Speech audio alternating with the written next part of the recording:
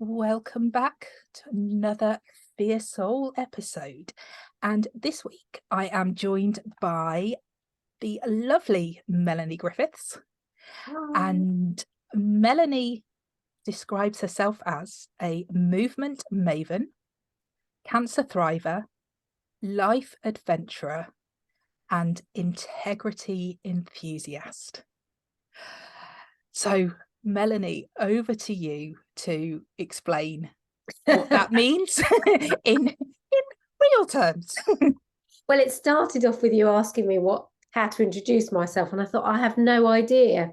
So we pulled the bio off the Facebook. But what I've realised over the years is that I'm not one thing, and I'm many things. And I have a background in dance, a lot of training in energy work and healing, and have kind of built on that through having had cancer and being given 6 months to live by doctors if I did nothing medically.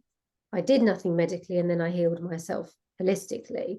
And that was kind of the pinnacle moment for me. And sort of, as I now see it, bringing together things that had come from childhood, threaded its way through life, and then other learnings that I'd gained along the way, bringing them together to heal myself, and then sending it sort of out into the world to help other people.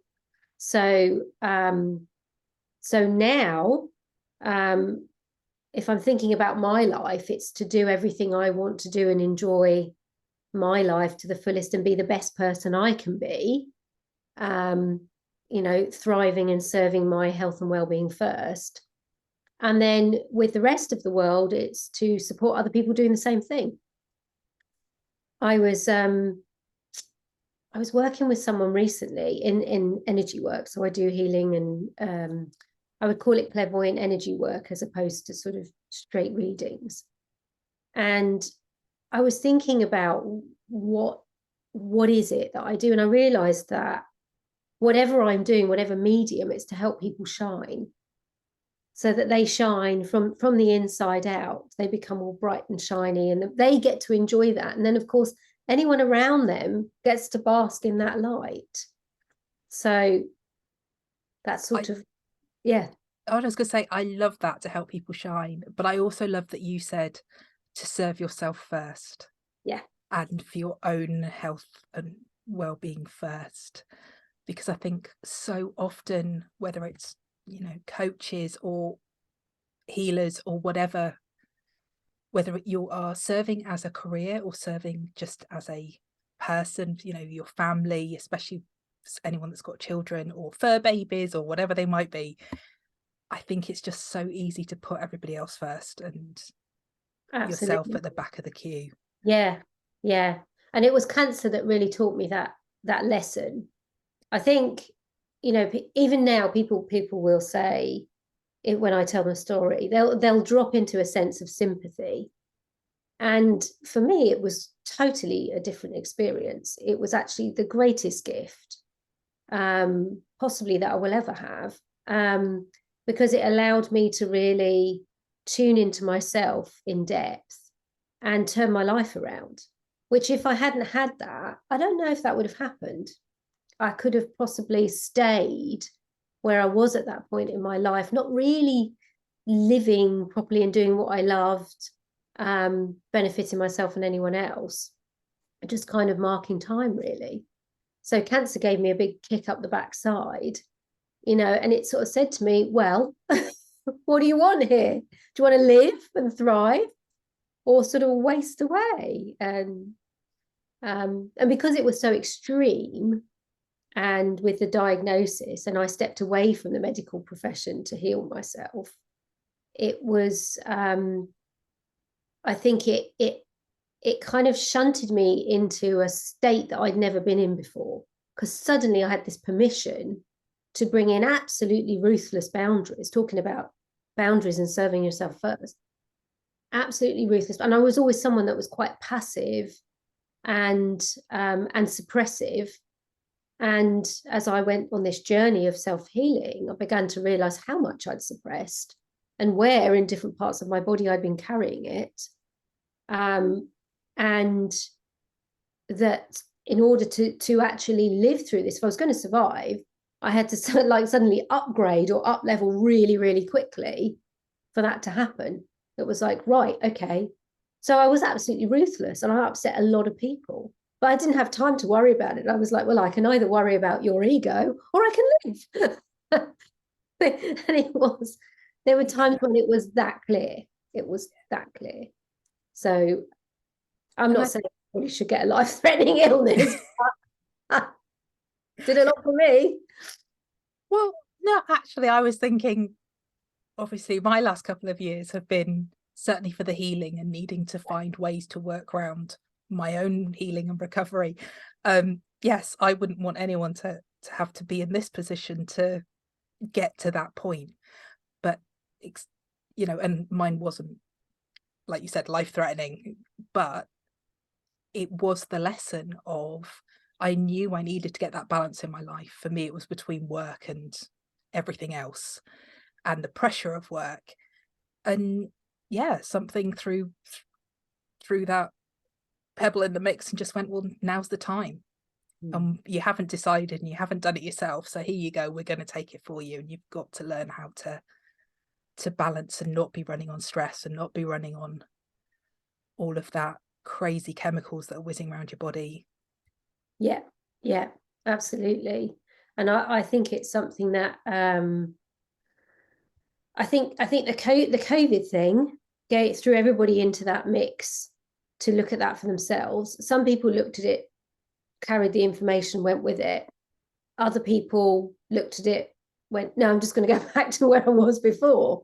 But I think over time, what I continually see, and particularly with myself, but also anyone I work with, if we don't listen to the niggles when they're small, they get louder and louder and louder until it becomes something so disabling, whether it's mental, emotional, physical, spiritual. We can't continue. We have to pay attention. So one of the things that came out of that extreme experience with cancer and coming out the other side was, I want to pay attention earlier. I want to pick up on the signs earlier before it gets to what I call, sort of that crescendo, that point, that breaking point. And so after the initial, it took me about 4 years. I'm just thinking what happened. I got the diagnosis. I was in another country. I had a whole other life.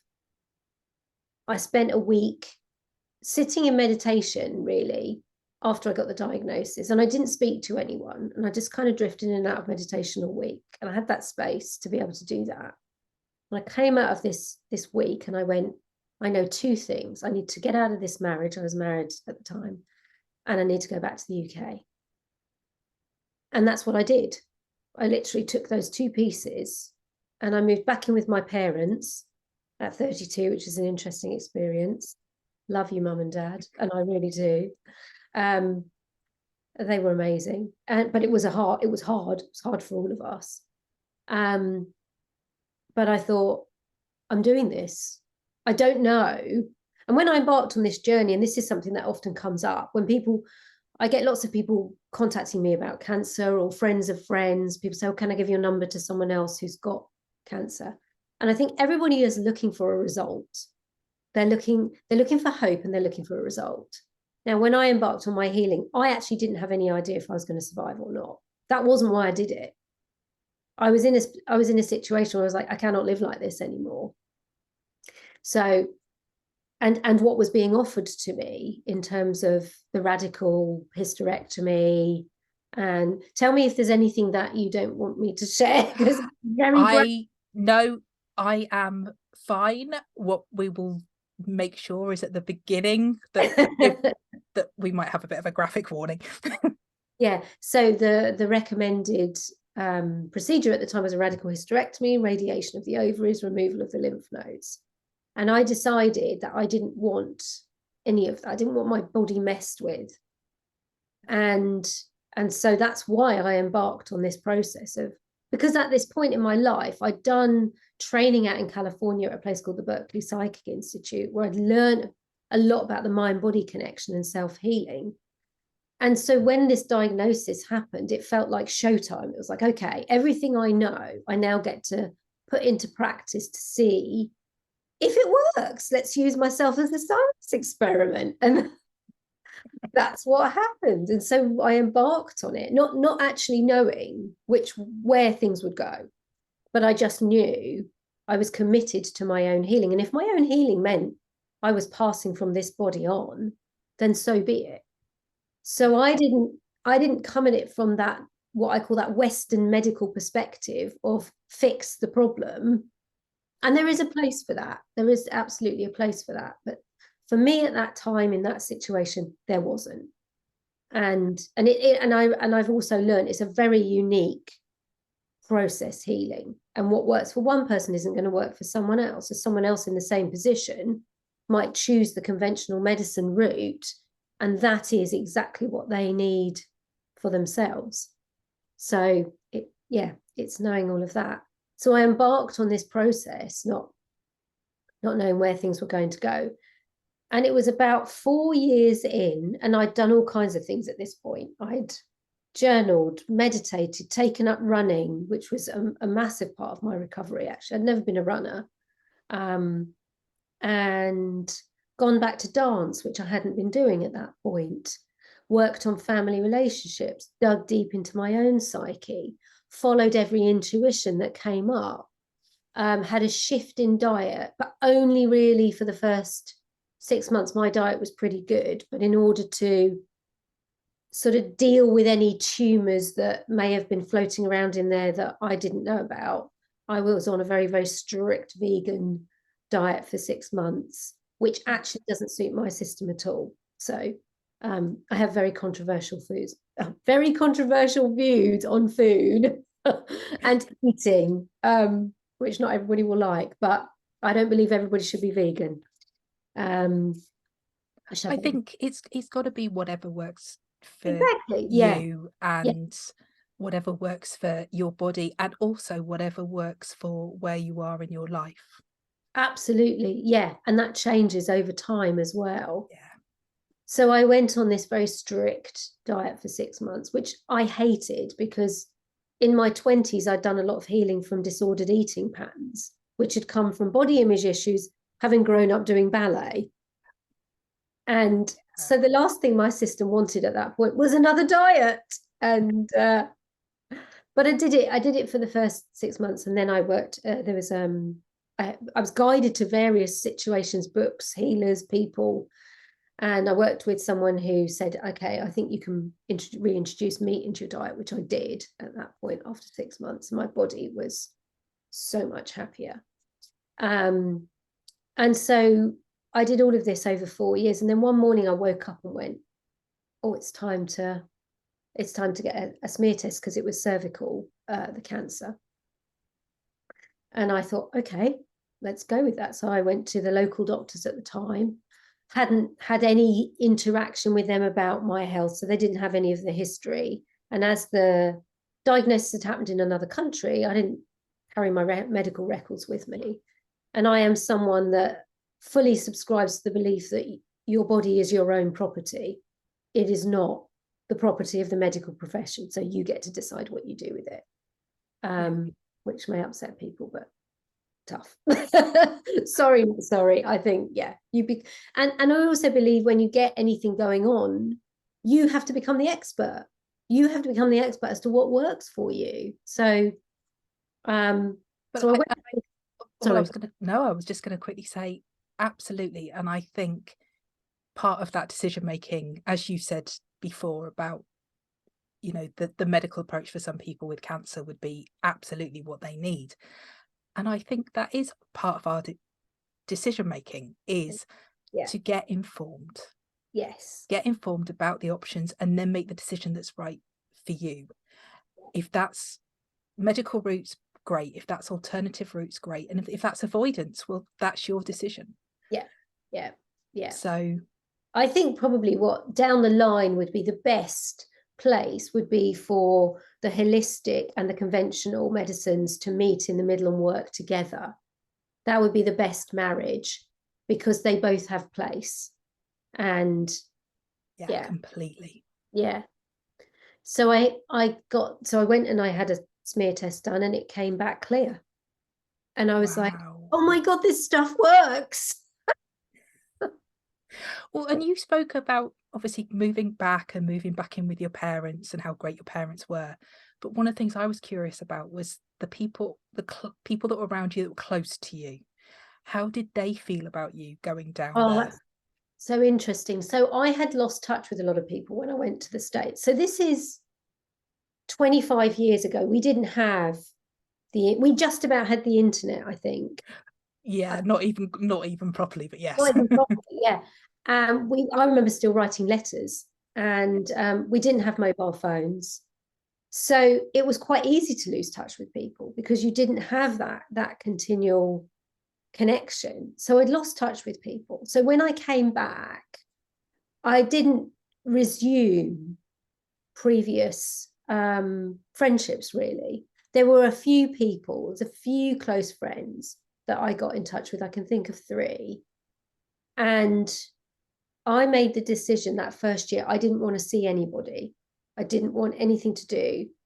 And all 3 of these people are amazing, still in my life. And were able to, whether it was conscious or unconscious on their part, I don't know, able to hold space for that. Because I knew I needed, there we go. Hi, dogs. I knew that I needed to have a clear head, energy field, sort of untainted from anyone else's thoughts, sympathies, perspectives on what I was doing. I just knew I needed to kind of distance myself from that. And so that's what I did, definitely that first year. I didn't want to have to explain myself. So that was where I was. And then I wasn't really close to family at the time. I think my mum really struggled with things, and she wanted to, I would describe myself as an introvert and her as an extrovert.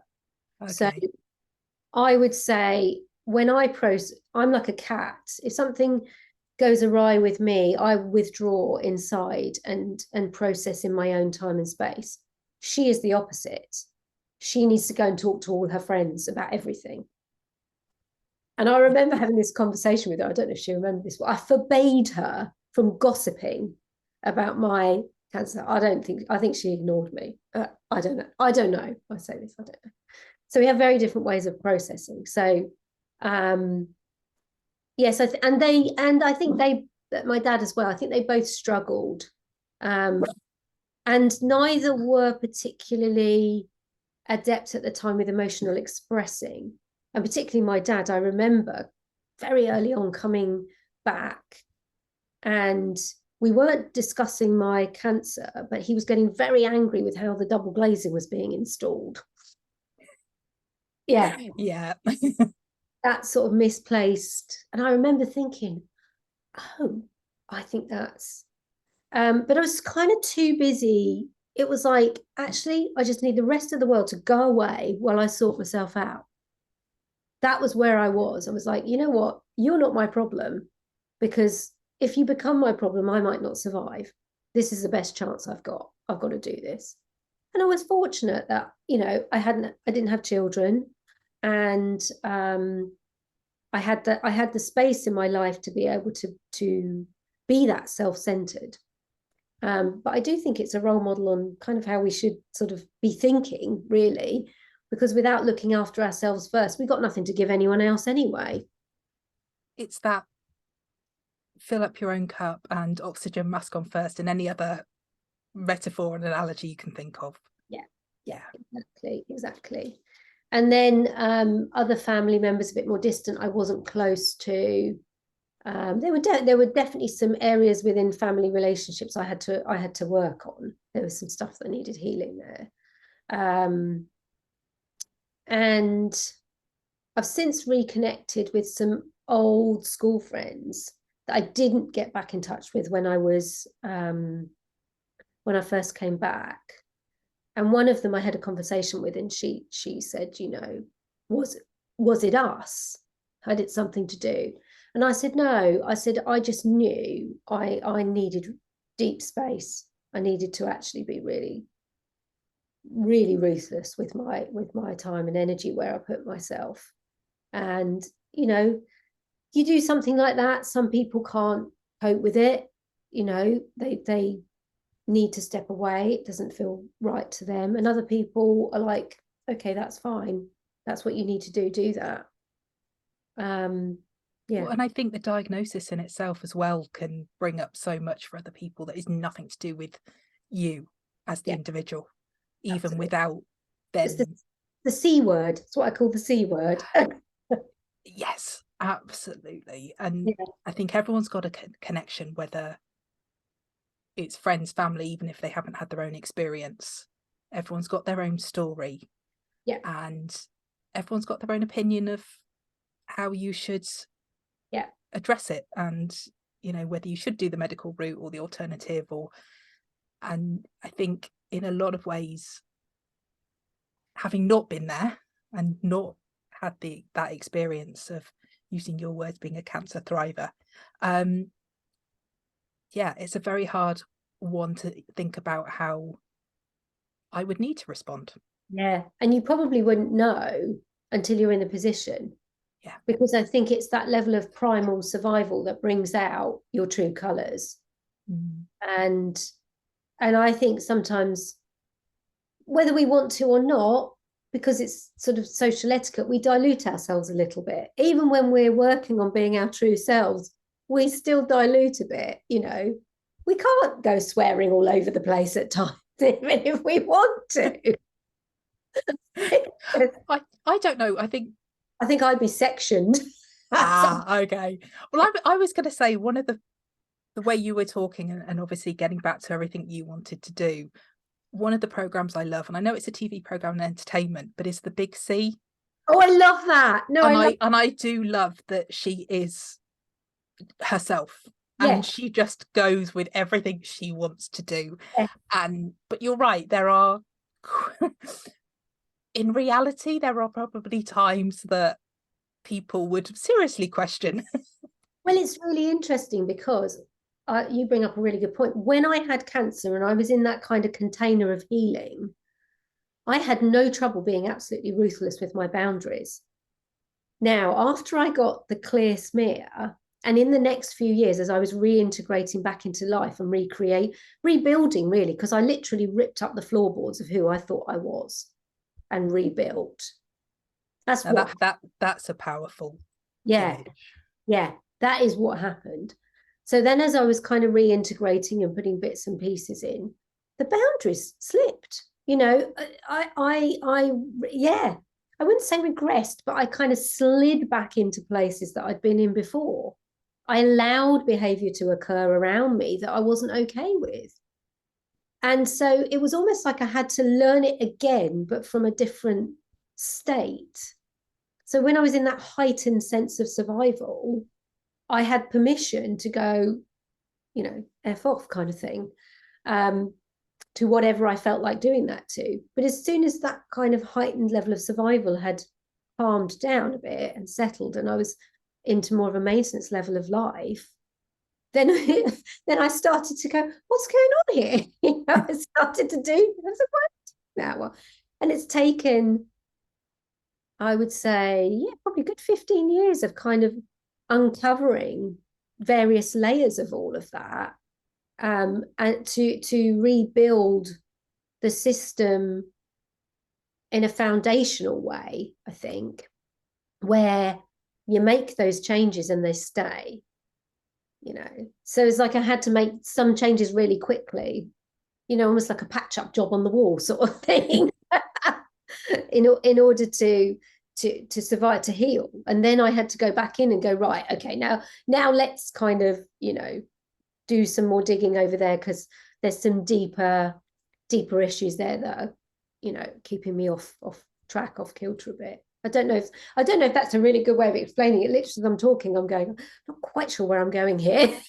Well, the way that I guess I heard it, and given that I love my images, was that we have those layers. And actually, when thinking of the pandemic for all of us for a moment, in those initial periods where we were all in survival mode and we all responded, the majority responded in very similar ways. And as you said, there was a lot of reflection on life and a lot of reflection on, you know, friends and family and work, because everything was so out of kilter and out of sync for everybody. And I don't know about you, but how much I saw about, we cannot go back to where we were. This is the perfect time to jump in. We can't go back to where we were. And then actually, as that started to ease and that initial survival mode eased, actually so much just slipped back to how it was. And not everybody has held on to those initial points. And that's it. It can take time to embed that shift. Yeah. And of course, some of it's our physiology as well, that when we're in our survival modes, our nervous system goes into survival mode. So things that potentially didn't feel safe before, like shutting people out, holding your energy, is now part of survival. But of course, as that then relaxes and the nervous system expands again, because it doesn't need to be in that survival, fight, flight mode. Of course, it's not necessarily holding on to everything that it had in that moment, and it's back expanded and back opening up to that space. And that's the bit of, like you said, the learning, not just the integration, but that relearning, the new way that you choose to be. Yes, exactly. I think given the way society is, which is fast-paced and relatively disposable, people expect answers like that, and then they expect them to stick. And I get this a lot around healing, and when I see people out there touting this healing and that healing, and you and I had this conversation, I think last week, about my experience of healing is it's not pretty. It's quite unnerving, and you've got to be quite sort of, you know, not faint of heart to be able to go through it. And I think that there is a perception of healing that gets put out there that, you know, just, it's sort of like, let's make everything better, which is really just the kind of conventional Western medicine idea applied to holistic ways of being. In my mind, that's how I see it. I'm like, well, hold on, that's just the same as that, but you're doing it without drugs. Yeah. And I think with healing, there can be transformational shifts. I think there can be changes that occur overnight. So I'm not knocking the people that say you know, you can have this, but I think what it dismisses is that ongoing integration period. Yes. Because yes, you can transform in the moment. Yes, you can have that mindset flip or release whatever it is from your body, whatever your healing process is.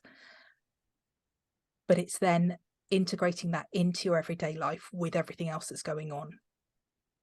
I know. And again, I think it's an individual thing as well. And I know what I've experienced is whenever I have made those energetic shifts, it's taken a lot longer to go through my physical body and into the rest of life, as you're saying, than one would first think. So and sometimes it requires constant attention to repatterning, constant attention to how I'm holding my body, if it's a physical thing or something. So yeah, I think it. I know, I'm just pondering the point there. Well, we already know that we have to make so much more effort when it comes to those positive thoughts than the negative, that we, so, you know, we can take in one negative thought and it takes, you know, those 15 positive. Well, if we're trying to shift those really big underlying, again, whether it's beliefs or patterns or whatever the healing is, it's going to take that time. It's going to take that sense of, as you've mentioned, how it feels in your body, Yeah. how you embody it, how you bring it in. Yeah. And if you think about it, we've had at least many decades in this life of integrating what didn't work.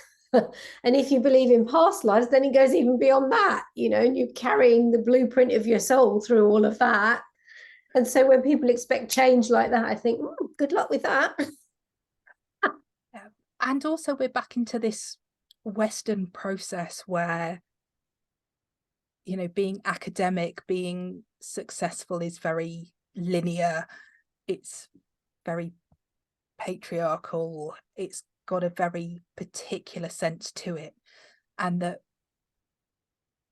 as we know, things like the arts aren't as well funded, actually, but would allow a young person at school to express themselves and to find ways of processing. So I'm not talking therapy in its own way, but if you've got a young person that's struggling and struggling at school and struggling with their emotions, actually alongside therapy, having all those alternative ways of being able to heal and being able to process emotion, it just opens doors that I don't think we give value to. And also, I'm just thinking as you're talking, if things were more available, a wider variety of things, would that person have those problems with their emotions in the first place? Because they may be being guided from an earlier point in time in a way that suits their system. And so there's no problem. Yeah. Yeah. But it was moving me on to think about, obviously, you were saying you used to dance ballet. Yes. And then it was the dance came back as part of your Yeah. healing. But I'm fully aware that the dance you now do is not ballet. So how did that dance and movement support your healing and your journey? Oh, that was amazing. It was I think it's always been a thread through my life. I now realize I was a fidgety child, and in order to sort of, I don't know, settle me or something, my mum put me in tumble tots classes, and that was where I was in my element. And then from there I went into, at the time we only had available, I think, ballet classes back then, and then tap and modern, and then slightly later jazz, but that was it. Those were the options. I'm just going to digress for a minute because I just remember my probably not my first ballet, maybe my second ballet teacher, in trousers, chunky high heels because it was the 70s, smoking.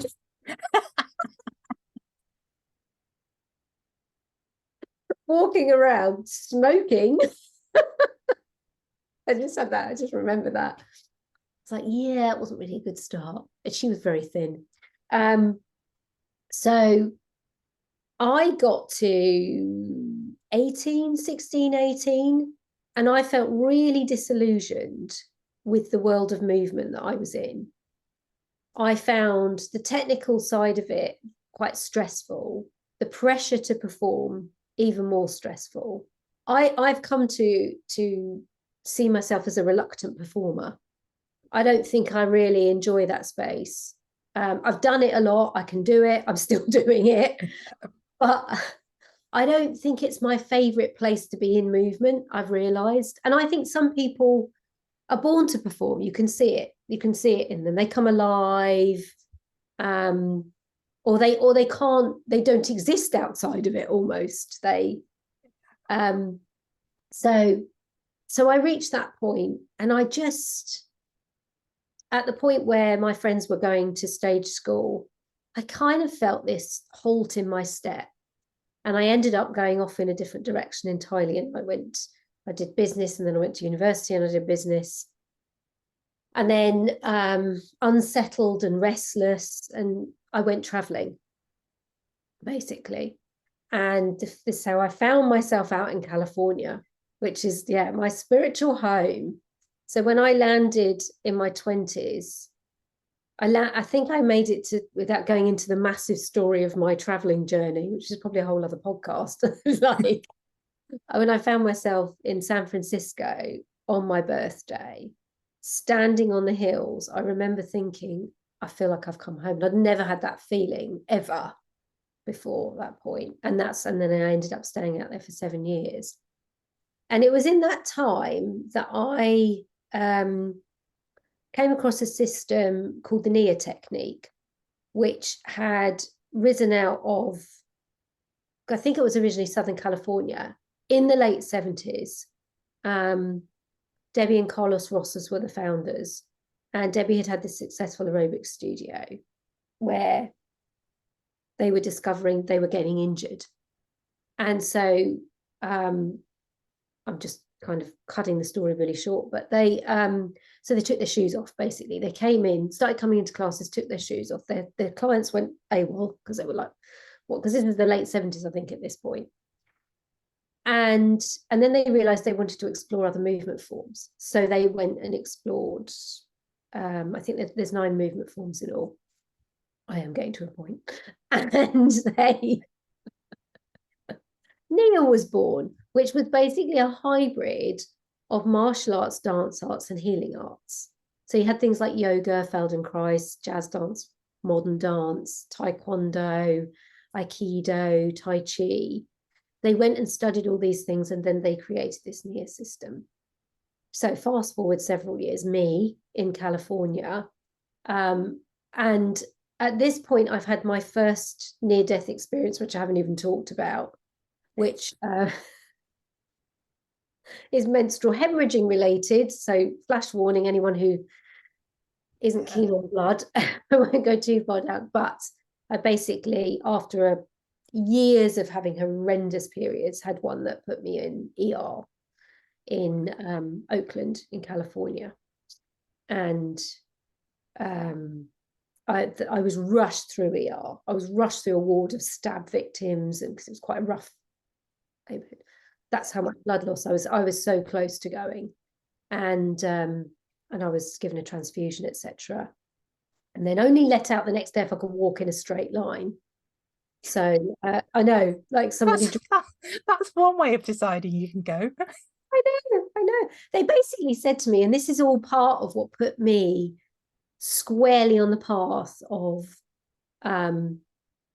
which I'm going to say this because I am running a program next year called Your Health is in Your Hands, but put me squarely on the path of Your Health is in Your Hands. When the surgeon or somebody high up came and sat down the next morning and said to me, now, we don't know what's going on with your body. We think it might be hormonal or something. And that was it. That's what I was left with, and sent me out. So and prior to that, I had even worse. I had a doctor in the UK, wish I could remember his name because I'd quite happily name and shame him at this point, had a doctor in the UK accuse me of making it up in my head. Mm-hmm. And I am going to get graphic now, so if anybody doesn't like blood, I was losing so much blood at this point. I would be up at 3 a.m, and I'd have to soak the bed sheets. They were covered. So this was at age 18. And the medical doctor, which is why I haven't had a lot of faith in the system, literally said to me, it's all in your head. And I thought, you want to come around at 3 a.m? So I was going to quickly say, I think that's a massive issue that, I mean, I certainly know for long COVID, there's a lot of that response that actually it's the mental health, the emotional health that you need when people can't even get out of bed. I mean, there were days for me where I haven't been able to get out of bed, and even getting to the bathroom was hard. And I've been lucky that I haven't had that from my own doctors, but I'm aware that it's a process. And I think especially, again, we're back as women, I think so often there are these times where actually our physiology isn't fully understood in some ways, and we do end up with it coming back as it's all in your head. I mean, great gaslighting if you're looking at it from that way. Yeah, Oh yeah, and back then, so 18, you know, that's, well, I'm trying to calculate my age now. Long time ago. And you know, and I remember, and I think this doctor was actually I can't remember how long afterwards, but he was struck off the list for drinking. Male doctor, yeah. Oh yeah. Yeah. So so fast forward, I'm in California. It's not a lot better. And I realized my health was in my hands. So this was the beginning, really, of my journey of going, okay, what's going on in here? What do I need to know and understand? And that is when I, as well as other things that were going on, that is when I discovered Nia. And Nia, and I still train with Nia today. I have so much to thank that system for. And I remember a dear friend of mine out there who I met through the Psychic Institute and was such an amazing mentor and role model for me, was teaching. And she came in one day and she said, I'm recently trained in this. She was a dancer as well. I think you might really like it. Why don't you come along? And I did. And it was almost like breaking open something inside of me, taking me back to when I was this tot. And it brought back the joy of movement. And I went on this kind of whole healing journey at that point with the Nia technique and what they did. And then I reached another point in time where I realized I needed to slow down. So I was still struggling with anemia, I think, and probably unstable periods. And I embarked on learning Qigong with an amazing martial arts school out there called the Wenwu School of Martial Arts, and two amazing founders. I think she was 78, still teaching Qigong, and he was 84, still teaching Shaolin Kung Fu. They were amazing, and their grandmaster from China passed away at